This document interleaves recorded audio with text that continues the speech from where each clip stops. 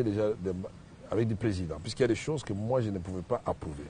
Mais la goutte qui a fait déborder le vase, c'était l'autorisation de l'entrée des troupes rwandaises sur le territoire congolais pour faire la paix. Et moi j'étais étonné, et d'ailleurs, pour la petite histoire, c'est la radio Okapi qui m'a appelé. Monsieur Kamere, qu'est-ce que vous pensez de l'entrée des troupes rwandaises sur le territoire congolais? J'ai dit, je ne suis pas au courant. Il a dit, regardez France 24, effectivement, il y a eu des colonnes de militaires. J'ai répondu au journaliste de Radio Okapi.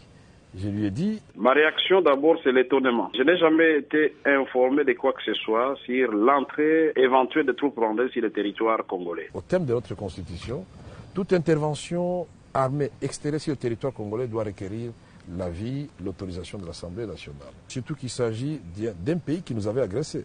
De les stigmates de la guerre, de l'agression étaient encore là. C'est mon fief. Moi, je suis dit Kivu, président de l'Assemblée nationale, mais je viens de quelque part.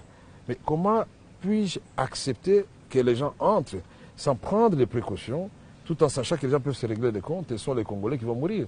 Et ça n'a pas plu au chef, là? J'ai expliqué au président, je n'étais pas le seul à le faire, le général Etumba l'avait dit à partir de Kisangani, mais lui, on nous a intimidés nous deux. Il est revenu sur sa parole le soir. Moi, j'ai dit non, j'assume. Et le président m'a dit, bon, si vous assumez, alors nous travaillerons plus ensemble, je suis d'accord. Il dit, vous démissionnez tous, je dis non. Vous devez attendre la rentrée parlementaire. Puis c'était exactement le 19 janvier 2009. J'ai dit, monsieur le président, vous devez patienter jusqu'au 16 mars 2009 parce que je dois déposer mon tablier de la même façon que j'avais été élu, c'est-à-dire par mes pairs et devant mes pairs. Trop de pression sur vous? Il n'y a pas eu de pression pour que... Pour que vous puissiez démissionner? Non, pour que je puisse me le dire, puisque le président ne voulait pas se séparer de moi. Non, ça, il faut dire la vérité. Mais moi, j'ai gardé mes convictions, je les ai assumées. Je savais que j'allais devenir chômeur. Je savais que du jour au lendemain, je n'aurais plus de gyrophares, je n'aurais plus de militaires. Et je l'avais dit d'ailleurs à ma femme, à mes enfants. Je l'ai répété à mes collaborateurs à l'Assemblée nationale.